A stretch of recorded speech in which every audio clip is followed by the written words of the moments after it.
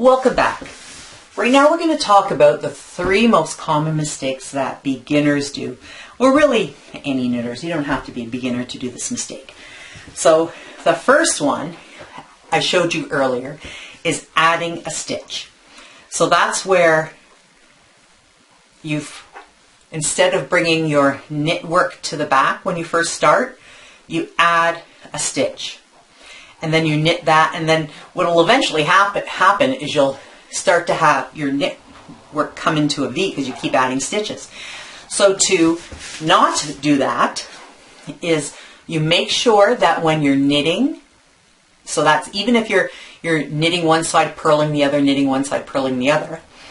If you're knitting, like especially like the garter stitch, when you're on your knit side, you make sure that your yarn is in the back and that you've gone to the back from the bottom, both bees back to the bottom, not over the top, because you'll do that.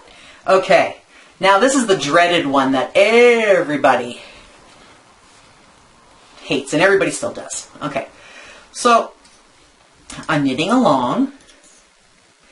Uh-oh, a stitch falls off and I didn't notice it, and I'm knitting along, and I'm knitting along. And then if I keep, let me finish this. If I keep doing this, and now I've come to the end of my row, so now I don't have 10, I've got 9. Ooh, what happened? So then I look, and I'm going to just examine what I've done, and I see that I've dropped a stitch. And I go, oh. So either I can unravel my work and try and figure out how to go back, or what I'm going to do is I'm going to get a little crochet needle.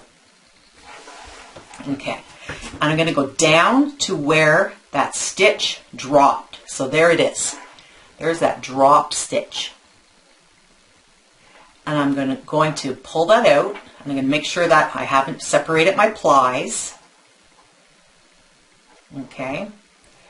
And now, very carefully, what I'm going to do is I want this to come up here. I want to bring this up here.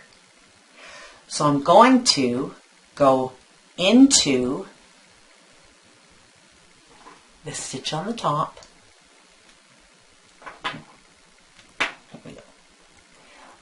That stitch on the top of it, and I'm going to pull the new stitch through, or that old stitch. So there it is. So I'm getting it closer to the top. Okay. So now what I'm going to do is go into the back, and I'm going to pull that stitch up again. So I'm pulling it through the work. So here it is. There's that stitch. So I'm going to very carefully start to knit again, and I'm going to pick up that stitch as I come along. So I'm just bringing the stitch up through to the top by using a crochet needle. So here I am. I'm going to just knit. I've got that needle, that stitch right there. 1, 2, 3, 4, 5, 6. Ooh, here it comes. I'm holding it with my thumb. 7. Okay. Now I've got it. Yay! But here, oh, there it is again. It needs to come through that stitch as well. So I'm going to go in through the stitch and bring number 8 up, trying not to break there we go. There it is. So that's all I've done, is I've just basically chain stitched it on the way up. I'm going to put it onto the left needle. And now I'm going to knit it onto the right needle. 8, 9, and 10.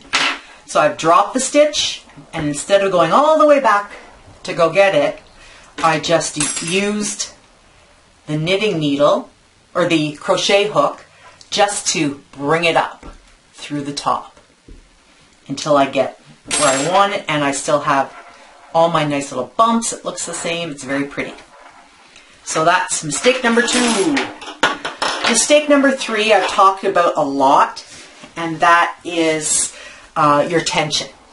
And that instead of trying to adjust you as your knitting style, you'll just adjust the tools that you use. So the size of the knitting, the size of the needles, and the size of the wool.